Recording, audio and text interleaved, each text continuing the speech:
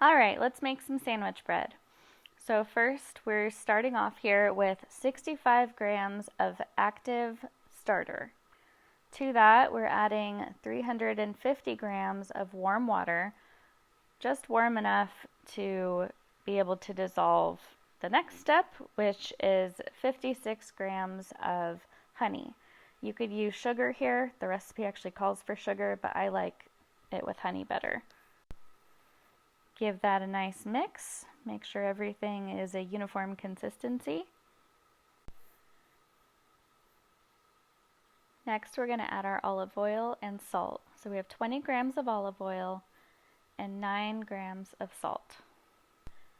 Next, we're going to add 500 grams of flour. I use semolina flour and unbleached all-purpose in my sandwich loaves. I just really love the flavor that the semolina adds to it. But if you don't have semolina, that's fine. You can just use all-purpose. Just make sure that it is unbleached.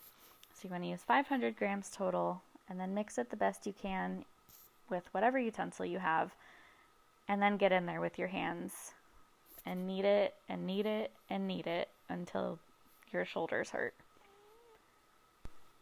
Once it's mixed as thoroughly as possible, we are going to pick all of the dough out of our fingers. This is honestly my least favorite part.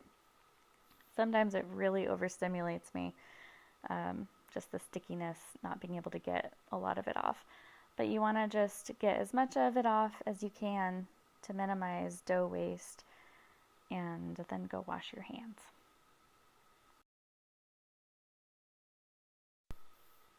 Once you've washed your hands, we're going to cover it up and let this rest for 30 to 45 minutes. Then we'll do a stretch and fold, just one set of stretch and folds with this recipe.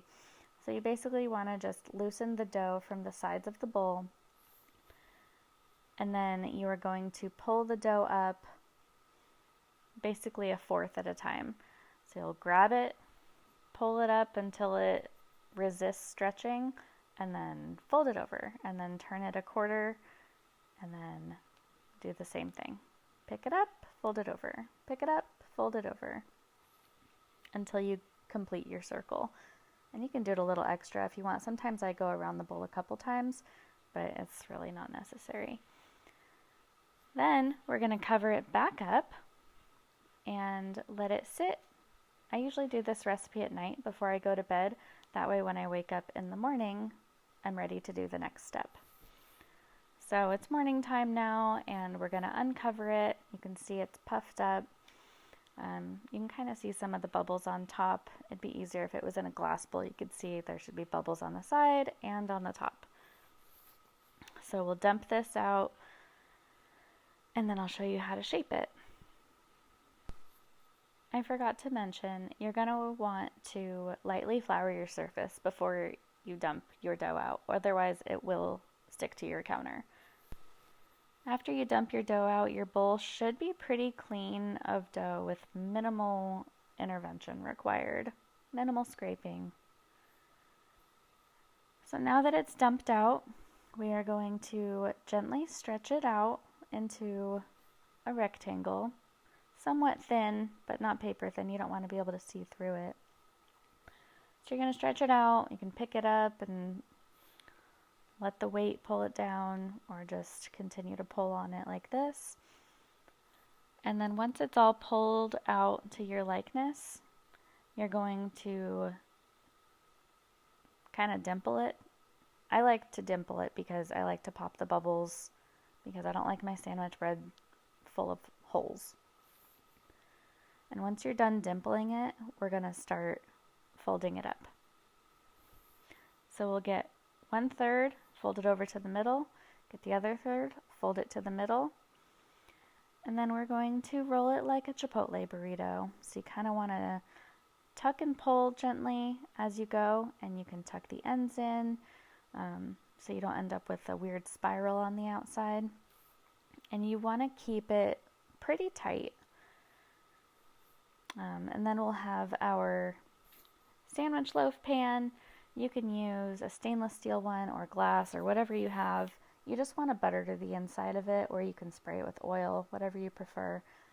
But it makes it easier if you put it by your loaf so you know the size to roll it out to, as far as the width goes. And then we're going to let that sit until the dough has reached pretty much the top.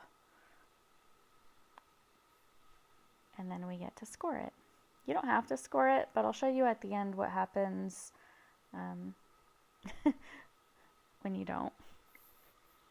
So I like to score it down the middle in these stainless steel tins, and then I will actually invert another one over it so it keeps a nice uniform shape and doesn't bubble over and create like a muffin top type of shape.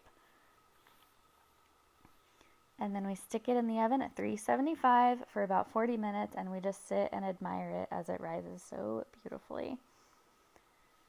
Here's it when it's done, and you'll see the difference here of the one that I did not cover. You can see it's kind of lopsided versus the front one. So there you go. I hope you give it a try. Let me know if you make it and how it turned out for you.